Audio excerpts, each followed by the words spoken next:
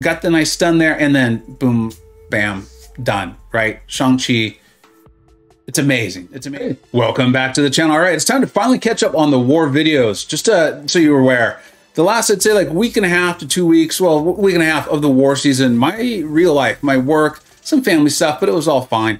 But mainly work and good things really kicked my butt. Just did. And fortunately for me, Taters and Lizer managed to make it work and help me out so much. And you'll see in the last war video of the season, I think I ended up taking like 6 fights with Nebula, a champion I had not used in war at all. So it was really cool to kind of come full circle, 180, whatever. You get the point. Okay, let's go ahead and jump into this. At this point, we need wins. We need wins, and we're going up against one really good alliance. I have nothing but good things to say about these guys, all right? Let's keep that clear. So we're starting off with this first fight here with Moleman, going up against this Spider-Gwen. We've got the stud build-up Fury, running on fumes. This is pretty much just going to be a Moleman fight, though. Heal block debuff, and while they're down, right? So any sort of debuffs that do get applied to me, he is going to turn into monster mass for me. The worst thing that could possibly happen is that I gain so much monster mass that I end up losing my true strike. So I'm going to do my best to ensure that I never lose that. And I'm going to do it by letting her hit into my block and then just absolutely punish her. This is like a Moleman dream fight here, right? I'm even getting these furies. That's why this fight is going so absurdly fast. I know the SP1 evade. Oh, she does even throw it. I know the SP1 evade very well. You should take the spider lane in map 7 AQ. I was trying to remember how many maps ago. It was 7, not 6. It's weird. 8 hasn't been out that long, and I'm already forgetting. But there you go. So easy cheesy, as they say, right? Easy cheesy. And now coming in, so excited. I have a rank 4 Shang-Chi. Some of you might not even know that. It's been that long. And, you know, the first season, Slow was penalized by some of the global.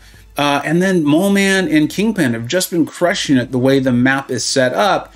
But I finally got to bring in Shang-Chi. We've got the steady build-up Fury, long distance relationship, the heal block debuff, and insult to injury. The two that are really going to make a big difference in this one is the heal block debuff, right? I am running the recoil tree, as you saw. I only had 4 fights. We're getting all these pots. Like, no reason to change my masteries because it will be fine. And then insult to injury, that's going to make it so that each debuff on the attacker reduces your defensive ability accuracy by 15%. Well, Terrax is going to put those armor breaks on me pretty quickly, and I am having the bleed and the poison. So I'm just going to play this stun immune, especially in the beginning, because I know that there's a good chance my parry stuns will not stick, and that's a way to get in trouble. We may see that come into play later. So I know I'm going to take damage. I know I'm going to take damage. It's fine. I'm not worried about it. I am checking the sig level. Nice sig level on that Terrax, by the way, who I am a fan of. You may see some more Terrax gameplay out of me in the near future. So here we go. I know this isn't going to stick, and I just want to get my cleansing strike off as quickly as I can. But then watch what happens. We have so many debuffs on us that we get the cleansing strike off, and we still have the bleed and the poison. Fortunately, I was prepared for that. Not a big deal. Ultimately, what I do want to do is be able to stun Terrax so that I can refresh my Wushu strikes and get another cleansing strike. Go unblockable because that's going to help me get in, and then I'm going to stun him there with my, I think it's the pinpoint Wushu. Did not mean to take a hit, so that's not good. But again, not worried. Get the cleansing strike there, go directly into the SB2. Shang-Chi just so much damage because I've already, I think I had like 3 or 4 of the Wushus up at that point. Not concerned about it. Really fun to finally use this guy. Could be a lot cleaner, especially if you don't take the hits, but if you're not running the recoil tree, and you can initially get that cleanse off of you, you'll get the armor breaks off, and I think at that point it's only 15% chance for your ability accuracy to fail. So it's a little bit cleaner that way, but that was a lot more fun, right? Okay, and then this is where it happened, and these things just happen. It's a part about being in an alliance and working together with other humans. And as I said, in fact, going back, I think 2 wars from this one, I had been messaging Taters and saying like, hey, dude, this particular day, I've got meetings all day. There's nothing I can do. These are great meetings. I want to take them, or I'm going to be doing this with my daughter or what have you. And they've been working around my schedule. So if anyone understands that real life is important and how much it impacts your alliance mates, it's me.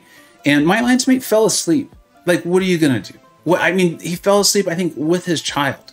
And that to me sounds amazing. That's great. Like, putting a good childhood in a child's life is incredible, and having your parent be supportive like that, that's what it's all about. So as a result, I ended up having to take my next 2 fights early in the morning.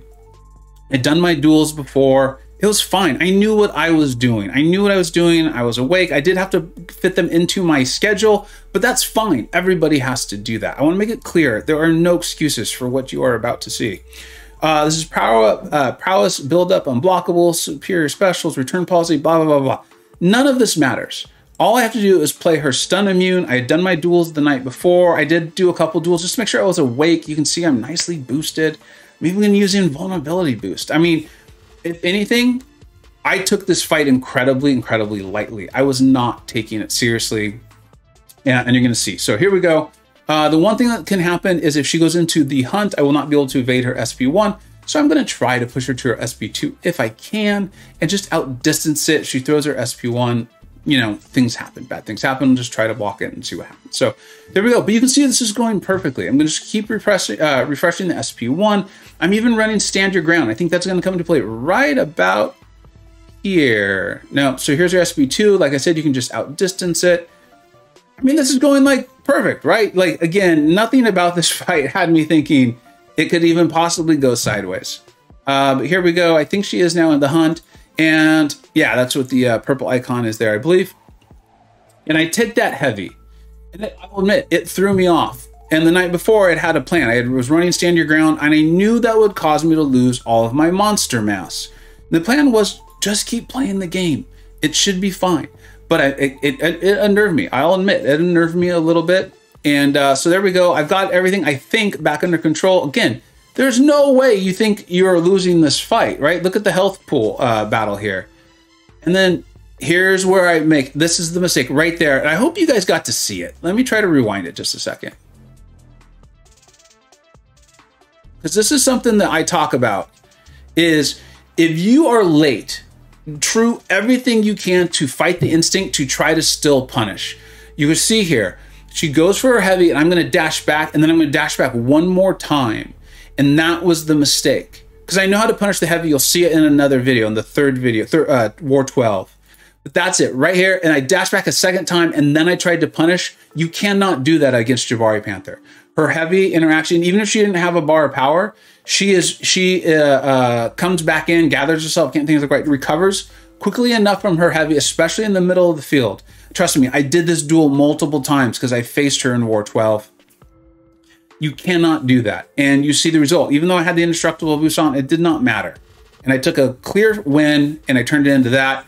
Well, it is what it is. To be honest, it didn't even faze me. Like, I mean, I wasn't happy that I died, but I figured, ah, cool. At least I get to talk about it on the video and kind of show everyone the mistake I made. Like, it's fine. I've been doing YouTube and playing War long enough that it doesn't bother me anymore. I felt a little badly for my teammates, but it was fine. You know, it was no big deal.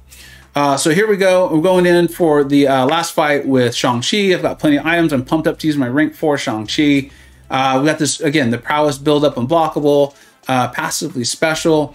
A little advice on this fight is that passively special, as I'm just going to evade her specials. I'm not going to worry about trying to parry them. I'm not even totally sure from the wording if it's parry the special or parry her afterwards. Either way, I'm just not going to deal with it. I'm not going to deal with it. You'll see how this works out. I actually still had the indestructible boost on from the previous fight. So if somehow I was, you know, I don't know, whatever, I was feeling fine. So here we go. I'm just going to go ahead and start unblockable, which is really awesome about Shang-Chi, right?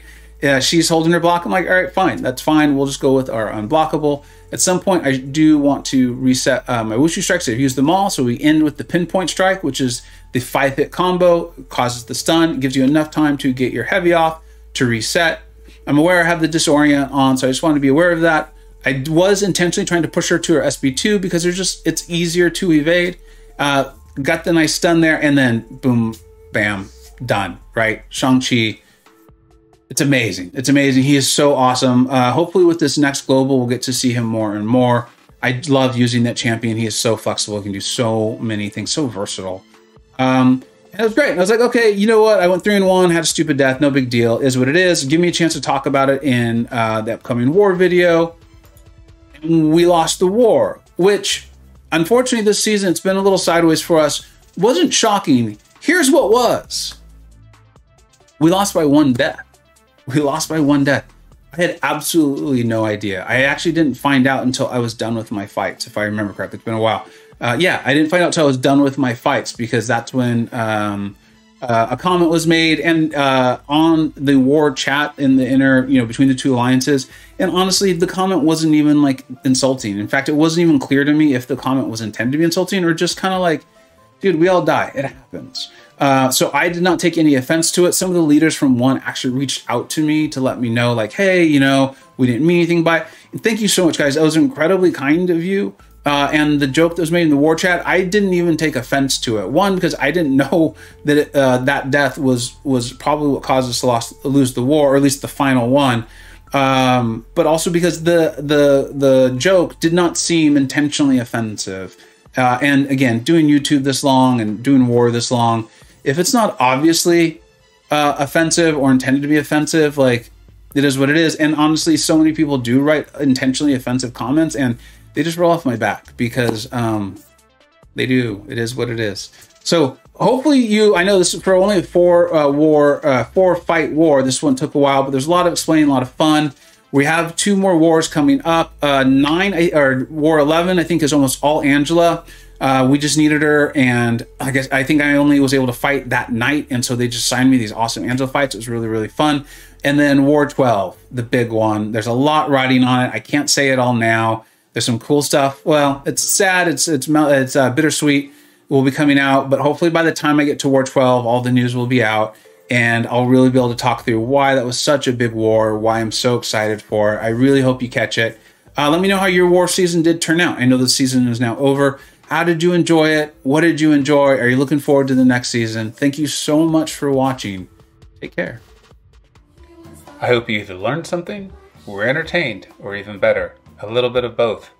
Don't forget to like, subscribe. Thanks so much for watching. Take care.